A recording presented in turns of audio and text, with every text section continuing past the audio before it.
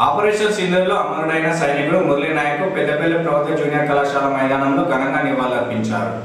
Operation సింధూర్లో అసూలు బాసిన సైనికుడు మురళీ నాయక్ పెద్దపల్లి ప్రభుత్వ junior కళాశాల మైదానంలో వాకర్స్ ఘనంగా నివాళులు అర్పించారు. ఆంధ్రప్రదేశ్ రాష్ట్రం సత్యసాయి జిల్లా గోరంట్ల మండలం కల్లితాండ గ్రామం చెందిన మురళీ నాయక్ అనే సైనికుడు ఆపరేషన్ సింధూర్ యుద్ధంలో వీరమరణం పొందడాన్ని పురస్కరించుకొని పెద్దపల్లి జిల్లా కేంద్రంలోని ప్రభుత్వ జూనియర్ కళాశాల మైదానంలో వాకర్స్ ఆధ్వర్యంలో ఆయన చిత్రపటానికి పూలమాలలు వేసి ఘనంగా నివాళులు అర్పించారు. సైనికుల త్యాగాలు విలువ కట్టలేనివని, వారి బలిదానం వల్లనే దేశం ఈరోజు స్వేచ్ఛగా ఉంది అని పేర్కొంటూ ఘన నివాళులు అర్పించారు. అతనికి మనం ఘన నివాళి తెలపాల్సిన సమయం ఇది. అందుకు మనం అతని సంతాప సూచకంగా వాళ్ళ కుటుంబానికి ప్రగాఢ సంతాపాన్ని తెలియజేస్తూ అతని ఆత్మ శాంతి కొరకు ఒక నిమిషం మనం మౌనం పాటిద్దాం.